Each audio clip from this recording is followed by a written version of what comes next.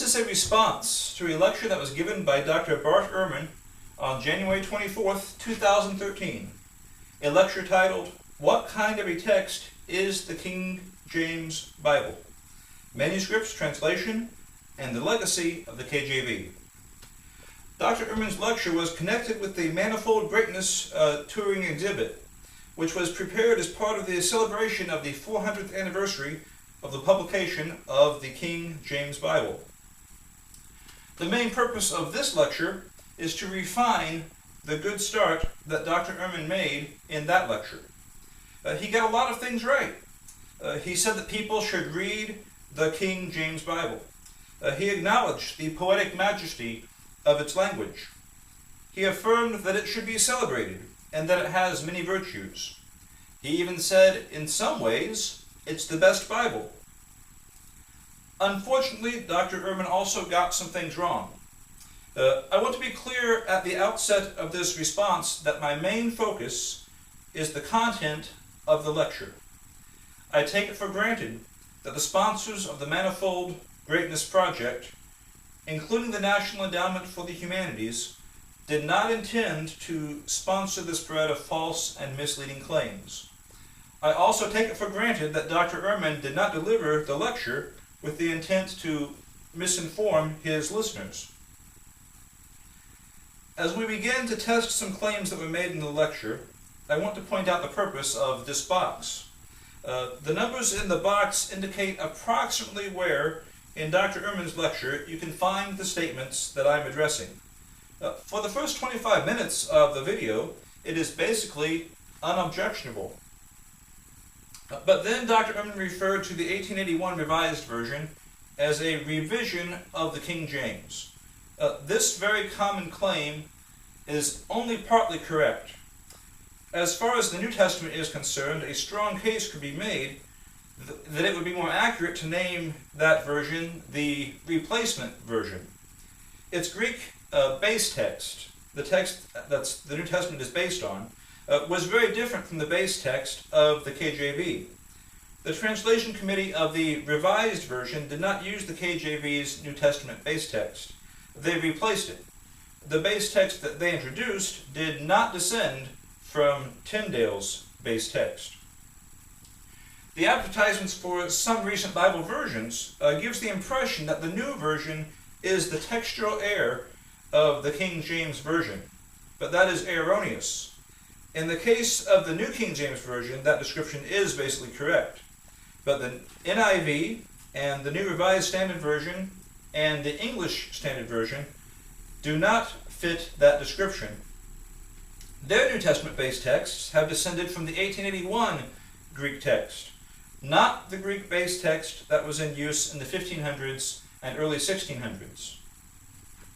Dr. Ehrman is not the only person who's encouraged the idea that the English versions that are based on the revised text are situated in a stream of which the fountainhead is the Tyndale translation. The preface of the English Standard Version makes the same claim. Dr. Leland Ryken has said something similar, but they are mistaken.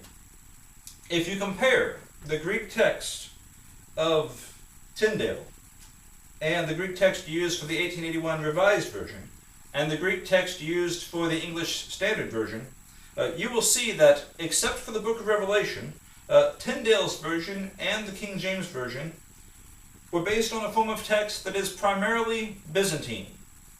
The Revised Version and the ESV are based on a Greek text that is primarily Alexandrian. That does not mean that the Revised Version and the ESV are bad. That does not rule out the possibility that their base texts might be real improvements over the Textus Receptus. But it does mean that in the New Testament, their text is not the descendant or the heir of the KJV's text. It is a rival base text, descended from a different textual family. So in the first 20 minutes of the lecture, the only point I would contest is the idea that the Revised Version deserves its name. And later in the lecture, Dr. Ehrman acknowledged that the revised text is different from the Textus Receptus. So if listeners realized that the revision that resulted in the base text of the revised version was a revision via replacement, no problem. Then Dr. Ehrman began to consider problems with the KJV. He introduced the first category of problems by referring to changes in language since 1611. He listed some examples of words that are in the KJV that we do not use anymore.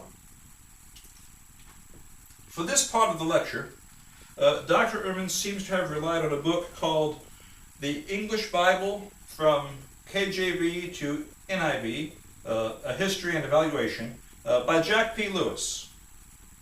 The similarity between the list that Dr. Ehrman provided and the list that is in Lewis's book on page 63 is remarkable. In Dr. Ehrman's list and in Jack Lewis's list, the word kerashim is not capitalized. In January of 2013, Dr. Ehrman at his blog mentioned Jack Lewis's book and even quoted part of that list, and another list that I will mention shortly. Now, some of the words that were listed by Jack Lewis and by Dr. Ehrman are obsolete. Chode is the archaic form of chided. It appears in the KJV twice. Gat is the archaic form of got, and usually when you look at the context, it's not hard to figure that one out. Hosen refers to lightweight trousers. It's used one time in Daniel 3:21. Ouches is an archaic term referring to the settings for jewels. Ring straight means ring streaked, referring to the color patterns of the goats described in Genesis 30. Wimples were large scarves, and this term is used one time in Isaiah 3:22. So yes, if you don't want to make the effort of consulting the notes in the margin, or opening a dictionary, or considering the context for a few seconds, there are indeed some places where the King James translation needs some explanation, or some translation itself. But in some cases, this is not because the English language has changed. It's because the base text contains proper names, geographical references, monetary units, units of measurement, and jargon. There is no way that this is all going to be familiar to the reader. The New Revised Standard Version, as Dr. Ehrman said, is a standard translation that a lot of people use today. But the New Revised Standard Version still refers to Becca, Calixes, Galbanum, Ageras, Hin, Matux, Moonstone, Omer, Anika, Rhodanine, Seraphs, Silage, Teraphim, and Ziv.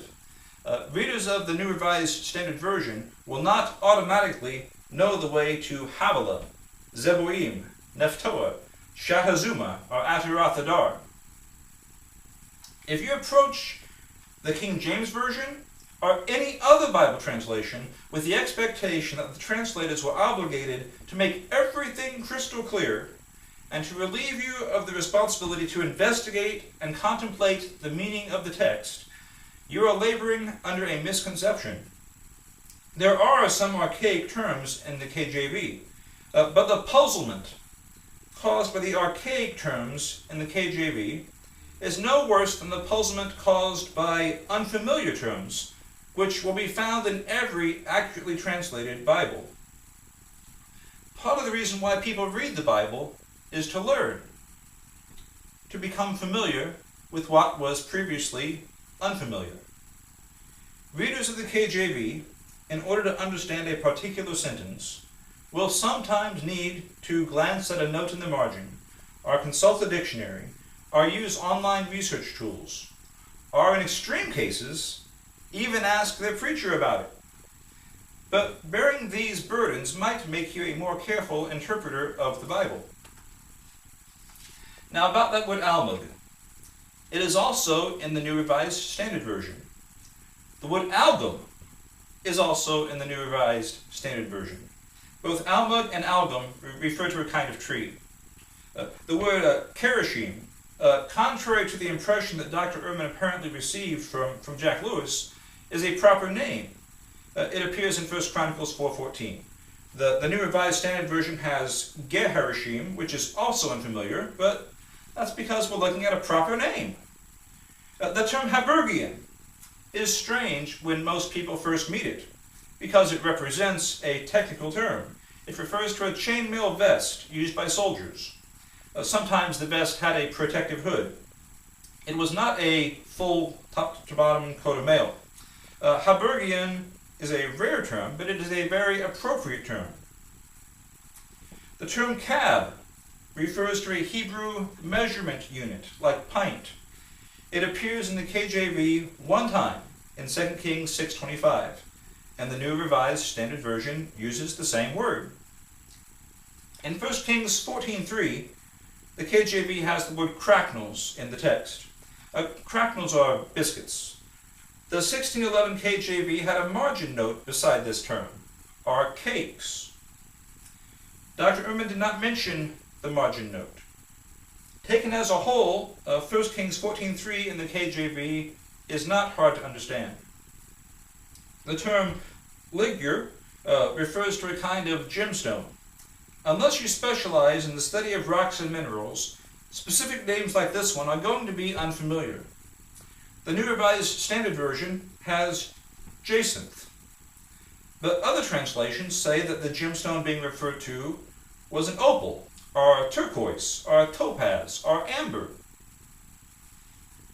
The preface to the KJV, the translators to the reader, offered a word of caution about the representation of rare Hebrew words, terms that have neither brother nor neighbor.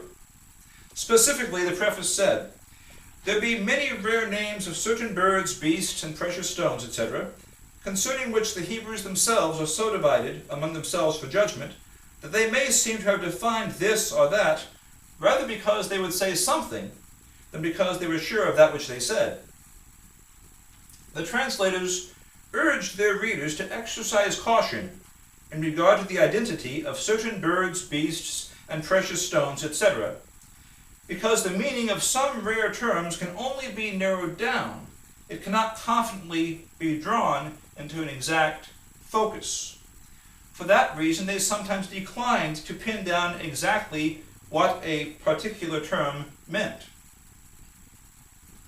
Although the translators specifically advised against dogmatic insistence upon the renderings of the names of some birds, beasts, and precious stones, etc., some readers have not listened.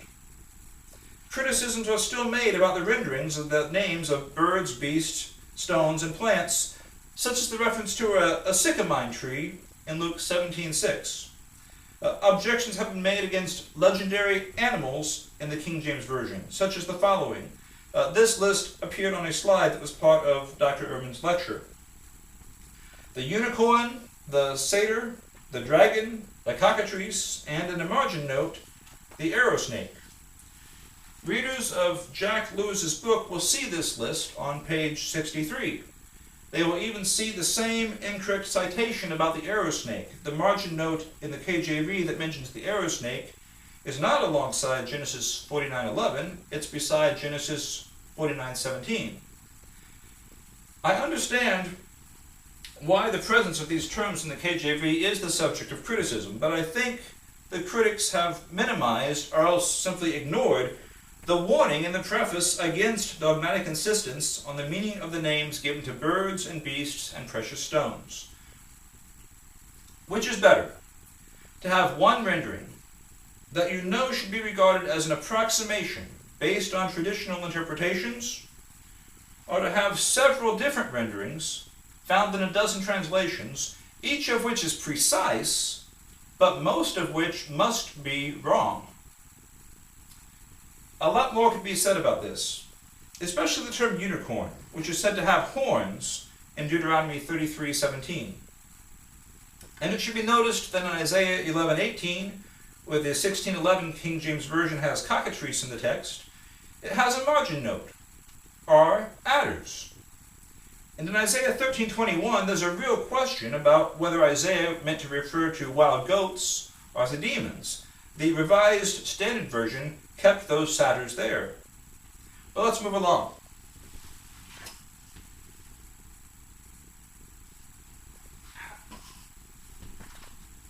Dr. Ehrman referred to some phrases in the KJV that no longer make sense, such as naughty figs, and the ground is chapped, and rentest thy face.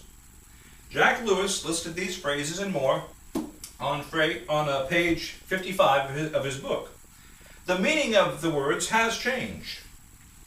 Sith does not mean what it meant in Ezekiel 35:6 in the KJV, for example. I agree that these phrases are difficult the first time they're encountered, but that can easily be compensated for by the addition of margin notes. We are in the information age. If we wonder what Jacob sod pottage meant, or why Paul repeatedly refers to vowels instead of hearts, we can easily find out, unless we're isolated from Bible-related resources. For most of us, these mysteries are not hard to solve.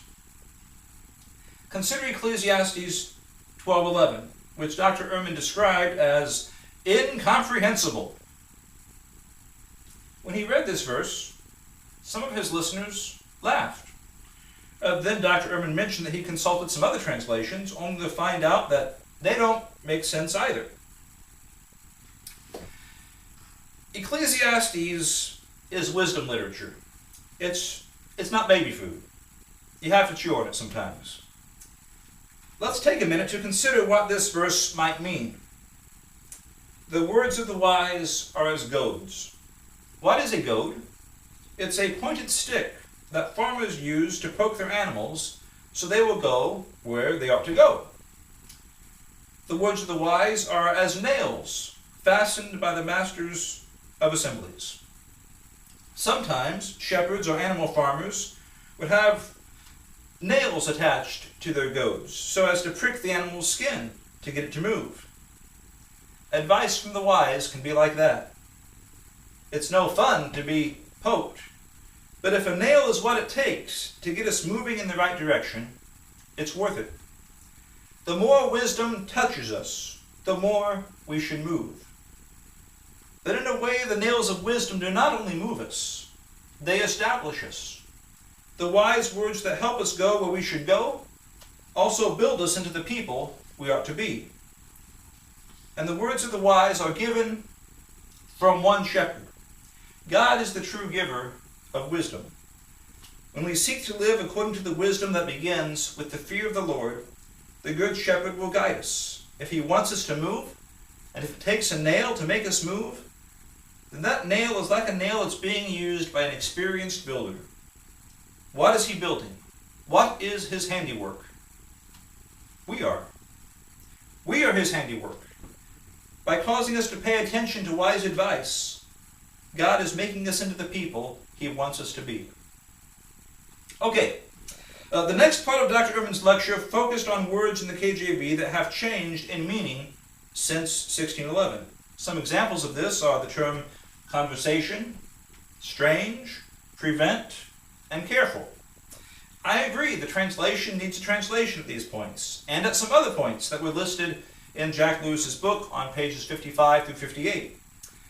And there are editions of the KJV that feature up-to-date renderings in the margin alongside these terms. I understand the justification for making new, improved versions that do not need as many explanatory notes. But I also understand the reasoning of those who prefer to retain the King James Bible, even though it requires more effort to understand it. Consider the Declaration of Independence. I know this is not a perfect comparison, but consider the Declaration of Independence. It's just one page long. But when it is first encountered by young readers today, the terms sufferance and perfidy and consanguinity and conjured need to be explained. So we explain them. We don't rewrite the entire document. We recognize the value of having a standard text that is available for everyone to use.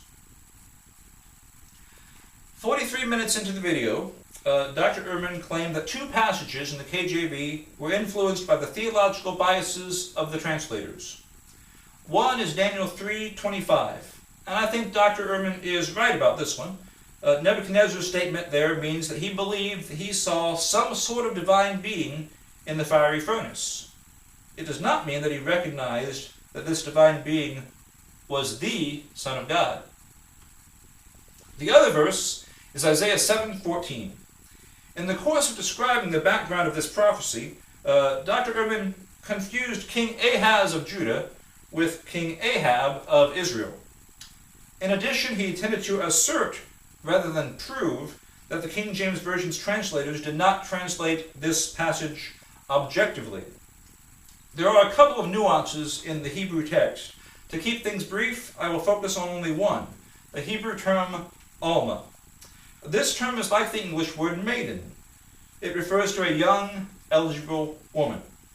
And in ancient Hebrew culture, it was normally taken for granted that a respectable, young, eligible woman was also a virgin.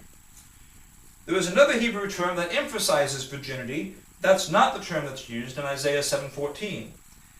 Nevertheless, when the translators of the Septuagint translated the book of Isaiah into Greek, they represented the Hebrew term Alma with the Greek term Parthenos, which means virgin. They did not say why, but it was certainly not because of the effect of Christian theological bias, because the Septuagint was produced before the birth of Christ.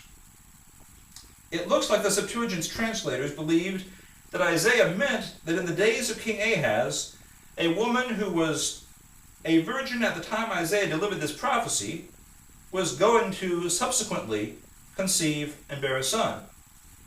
The translators could have easily reckoned that this meant that the young woman would not remain a virgin. The prophecy only meant that she was a virgin when the prophecy was delivered. The rendering in the King James Version, which is also the rendering in the text of the NIV, the ESV, the NASB, and the New Living Translation, is capable of the same understanding. In the 49th minute of the video, Dr. Ehrman turned his attention to the textual basis of the King James Version. He focused on 3 passages in the New Testament.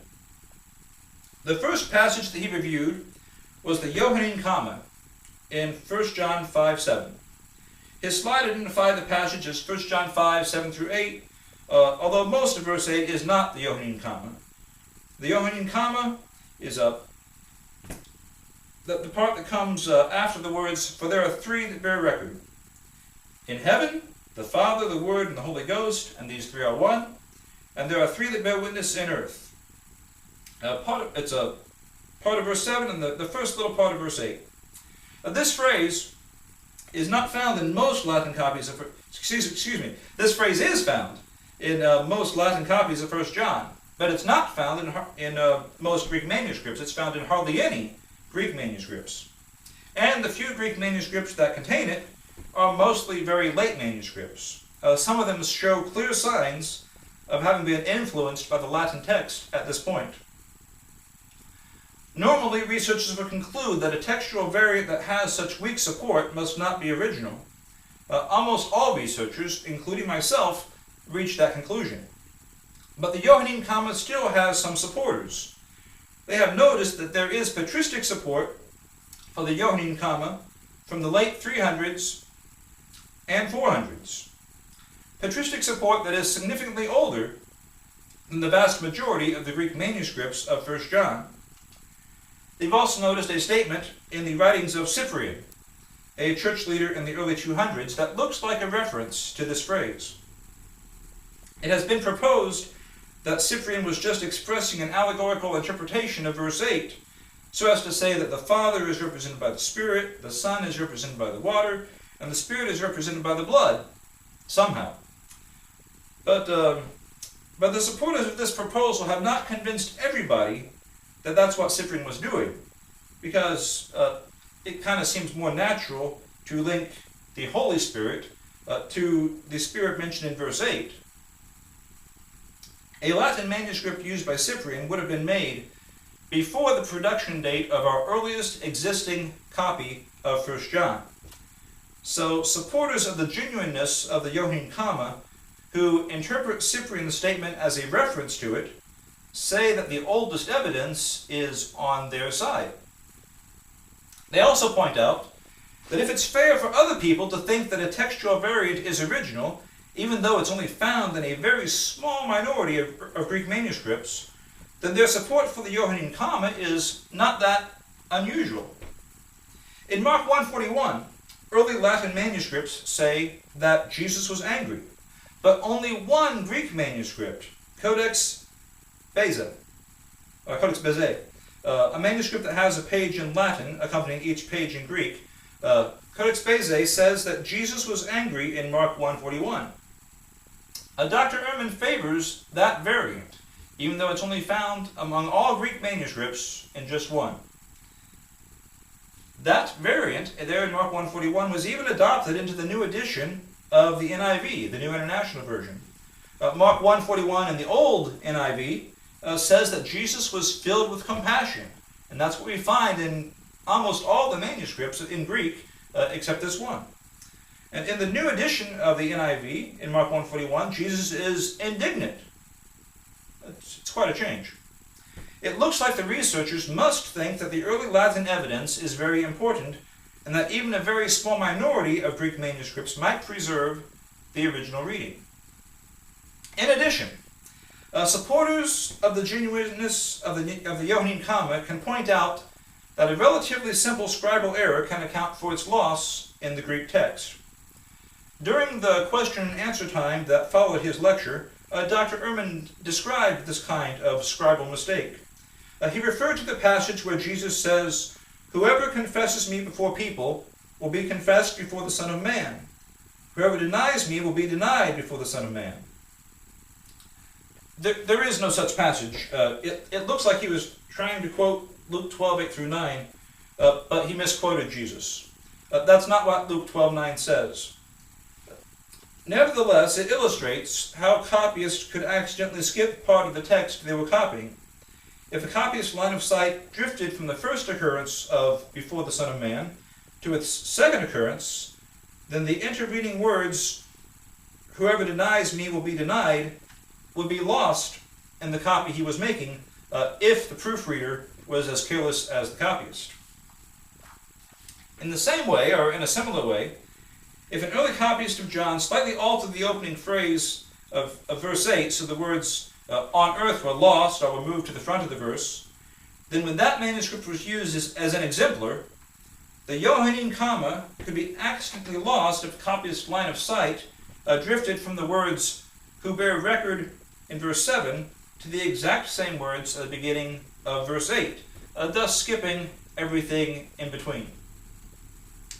So although there is widespread agreement among scholars that the Johannine comma is not original, the people who support it are not all crazy. Much more could be said about this, but let's get back to Dr. Ehrman's lecture. Dr. Ehrman's account of the history of the Johannine comma in the early 1500s needs some clarification. And I need a sip of this drink.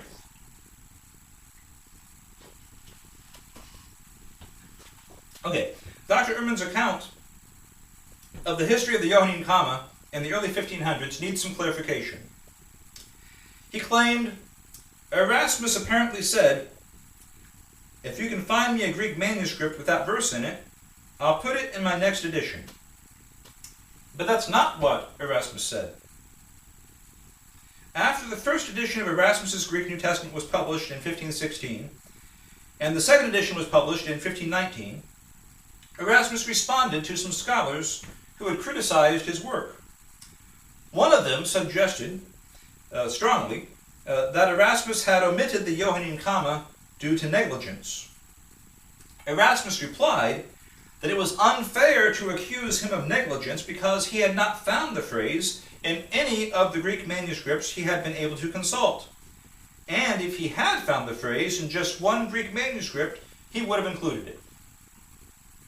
Before Erasmus finished the preparation of his next edition, information reached him about a Greek manuscript that contained the Johannine comma. So he included it. Erasmus did not do this in order to fulfill a promise, because he had not made a promise. The rash promise story is fiction. all of the dozens and dozens of commentators who spread the story around have been telling a fictitious story. In Erasmus's third edition, the third edition in 1522, not the second edition, Erasmus included the Johannine comma because he anticipated that his critics would say that his previous statement had been disingenuous if he did not include the phrase. In the 2005 edition of the text of the New Testament, of which Dr. Ehrman was the co-editor, the fictitious story of a rash promise is included, even though in the third edition, Bruce Metzger had acknowledged in a footnote in the back that it needed to be corrected. Next, Dr. Ehrman mentioned the story about the woman taken in adultery. His slide listed this as John 7:53 through 8:12. That should be 7:53 through 8:11. The same mistake was made in misquoting Jesus on page 63. Jesus' statement in John 8:12, "I am the light of the world. Whoever follows me shall not walk in darkness, but shall have the light of life." That's not part of the disputed story about the woman taken in adultery. Dr. Ehrman stated that this story is not in our ancient manuscripts, and he is partly right. But it is in Codex Bezae, the Greek-Latin manuscript that I mentioned earlier. And in misquoting Jesus, on page 134, Dr. Ehrman describes Codex Bezae as one of our earliest witnesses. So, the episode about the adulteress is present in at least one of our earliest witnesses. Plus, there's a statement from Jerome, a scholar who worked in the late 300s and early 400s, that must be considered. Jerome said that he found the story about the woman caught in adultery in many manuscripts, both Greek and Latin. Jerome also included the story in the text of the Vulgate Gospels, which he said that he prepared by consulting Old Greek manuscripts, meaning manuscripts that Jerome regarded as old in the year 383. Some other writers in the 300s, the same century when Codex Vaticanus and Codex Sinaiticus were made, also used this passage. So I think it is fair to say that Dr. Ehrman's description of the evidence about this passage was extremely selective and extremely one-sided. Then Dr. Ehrman focused on Mark 16, 9 through 20. Excuse me again.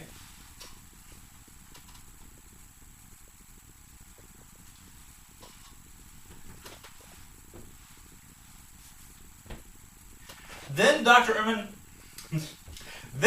Ehrman focused on Mark 16, 9 through 20. Dr. Ehrman attributed these 12 verses to scribes in the Middle Ages. In another lecture, one that he prepared for the Great Courses, Dr. Ehrman made a similar claim, attributing these verses to scribes in the early Middle Ages. In real life, the situation is very different. I can't cover all the evidence here. I have looked into this subject in detail. I consider Mark 16, 9 through 20 part of the original text. If Dr. Ehrman would like to engage in a discussion about this passage, I would welcome that. Meanwhile, it should be pointed out that Mark 16, 9 through 20 is in over 99% of the Greek copies of Mark 16 known to exist, including early copies such as Codex Alexandrinus, Codex Ephraemi Scriptus, Codex Washingtoniensis, and Codex Bezae. This passage was used by writers who lived before the production dates of our earliest Greek manuscripts of Mark 16. In the mid-100s, the framework of Mark 16, 9 through 14, along with some of its wording, was used by the author of a composition called Epistula Apostolorum. Regarding Epistula Apostolorum, Dr. Julian Hills has said, "I would vote for a high degree of probability that the author knew the longer ending." Justin Martyr, around the year 160, made a strong allusion to Mark 16:20 in chapter 45 of his first apology, his first defense of Christian belief. Around 172, Justin Studentation, included the passage in his Diatessaron, a combination of all four Gospels. In about the year 184, Irenaeus specifically quoted Mark 16:19 in Book 3 of Against Heresies. In about the year 305, the anti-Christian writer Hierocles used Mark 16:18. There is simply no way that scribes in the Middle Ages produced these verses. The impression that Dr. Ehrman gave is absolutely false. Dr. Ehrman dedicated a few minutes then to review what he called the later revisions and additions of the King James Bible. It should be noted that in addition to the minor changes that he mentioned, consisting of corrections of printing errors and spelling updates, one major change introduced by some editors was the removal of the books of the Apocrypha, which had been included as a supplement between the Old and New Testaments in the 1611 King James Bible. When Dr. Ehrman mentioned the New King James Bible, which is what I have here, he said that it got rid of all the these and thous, but left all the problems. I should point out, first of all, there's a very good reason for the these and thous of the King James Bible. In Greek, there's a difference between plural and singular pronouns. The King James Version maintains that distinction by using thee and thou when the Greek pronoun is singular, and ye and you and so forth when the Greek pronoun is plural. In this respect, the King James Version is more accurate than most modern-day translations. Secondly, anyone who has studied the New King James Bible knows that Dr. Ehrman's statement is not true. The New King James Version has hundreds of textual notes informing the reader about variations in the manuscripts. The vocabulary has been thoroughly updated. Jacob no longer sods pottage. The New King James Version says Jacob cooked a stew. The New King James Version is more accurate and more easily understandable than the King James Version in a multitude of ways. And this should be no surprise to Dr. Ehrman because many of the improvements in the New King James Version are listed in detail in Jack Lewis's book. It is wrong in every way to misrepresent the New King James Version as if it left intact all the problems of the KJV. Toward the end of the lecture, Dr. Ehrman presented some examples of printing errors that have appeared in some editions of the KJV. I invite you to also consider some of his slides. This sort of thing does not have a bearing on the quality of a translation. In his closing comments, Dr. Ehrman stated, the King James is not a good study Bible because of all the problems that I laid out for you. He even said, in some ways, it's the worst Bible. I have to disagree because the problems that he described are minor compared to the problematic contents of some other Bibles. He mentioned two passages where the KJV translation, he claims, was determined by the theological biases of the translators. In one case, I believe he's correct, but that is nowhere remotely near the impact that theological bias has had on some other versions, such as the New World Translation used by the Watchtower Society, or the so-called inspired version that was prepared by Joseph Smith Jr., the founder of Mormonism. As we have seen, he also pointed out some words in the King James Version that are no longer in common use, and some other words and phrases that have a different meaning now than they did in 1611. But this problem is not as prominent or as unique as you might conclude from his presentation.